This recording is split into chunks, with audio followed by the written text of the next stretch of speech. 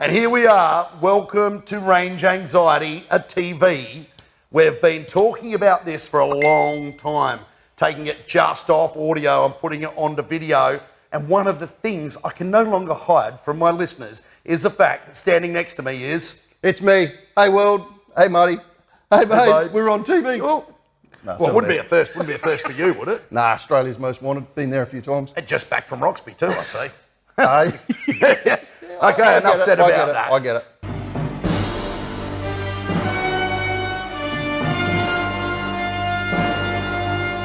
Yeah, so we're going to bring you some more visual stuff, and we're going to start it where it all begins with range anxiety. Obviously, this isn't just electric cars because they can be polarising. And no, that's Brock Commodores. They can be boring, but we're not going to be boring. And the people that own them can be special.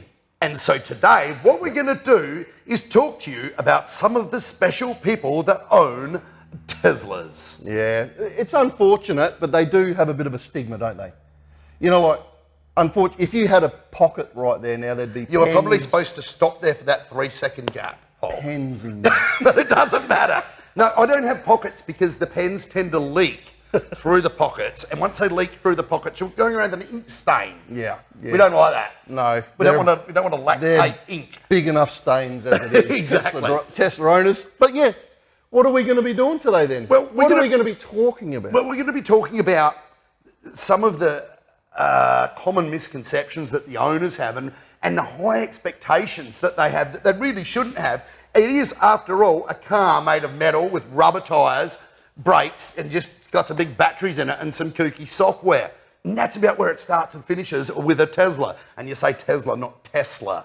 I got that from Big Daddy himself. Yeah. Because at the end of the day, it's just a freaking car, people, isn't it? It's just not a car, people, it's a car. Well, I'm talking to the people, but it's just a car. You're the people. People think you're out there saving the world.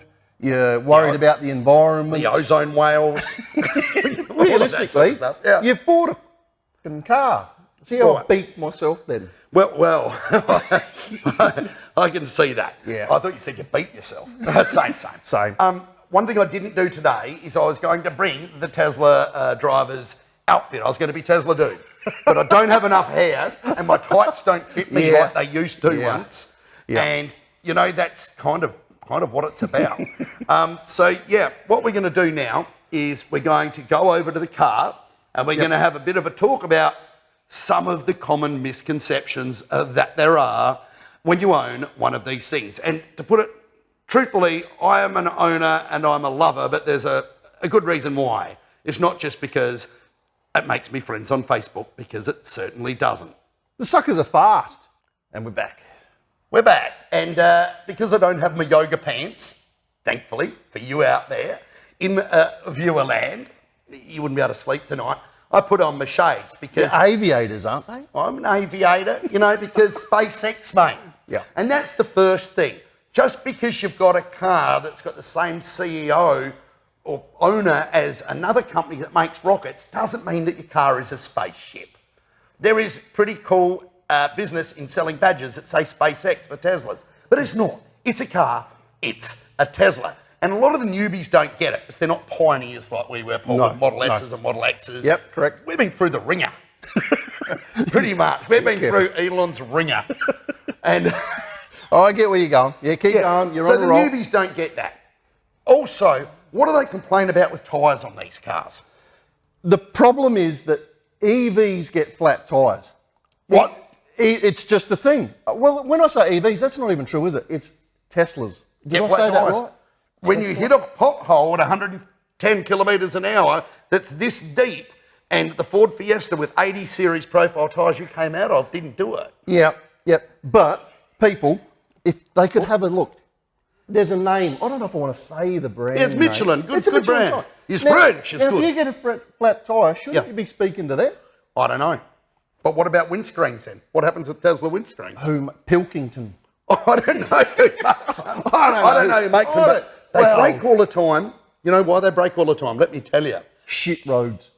I stole your thunder. But because the cars are quite fast and good on cruise and very quiet, you tend at speed to get a lot closer to the person in front of you than you do in a car that's rattling and making noise. So surely this thing will be letting you know that you're too close to the car. Well, you can actually set it. Break the windscreen. No, it doesn't have a windscreen alert. It just gets a big crack. Actually, I've got to take these off. Speaking of big cracks, yeah, it is.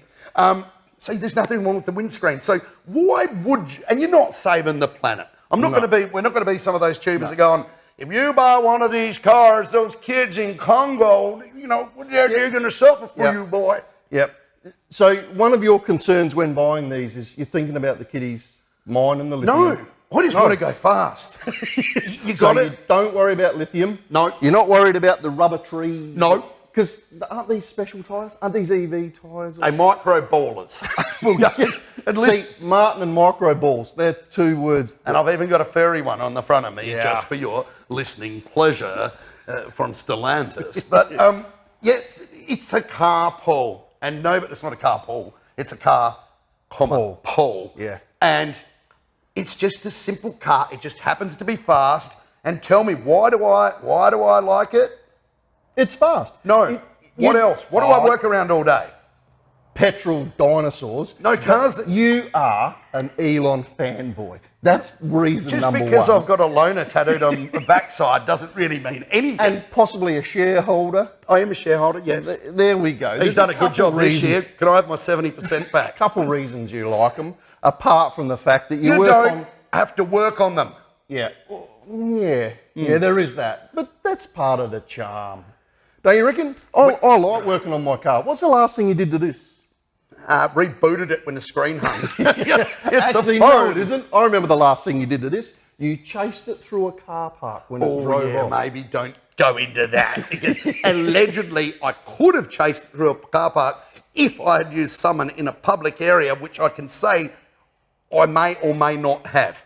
And that may or may not have been the only time I've ever seen you run. Just saying. Well, except for happy hour when they announced they were closing. Last drinks when the men in blacks come through at a cheap rate. So there you have it. That was only a shorty, but it's a bit of fun. It's a bit like me. We'll go into the stretch editions later. It's called a test. Well, it's not really a test hit. Yeah. Now, that's what we do at the drags. And speaking of the drags, in our next episode, we're going to talk about why this is about to totally destroy Paul's car at the bend as soon as the drag strip opens. And I think that's probably a pretty good thing. And let's see. Let's just see how that goes. I'm pretty confident in this one, people. Stay tuned.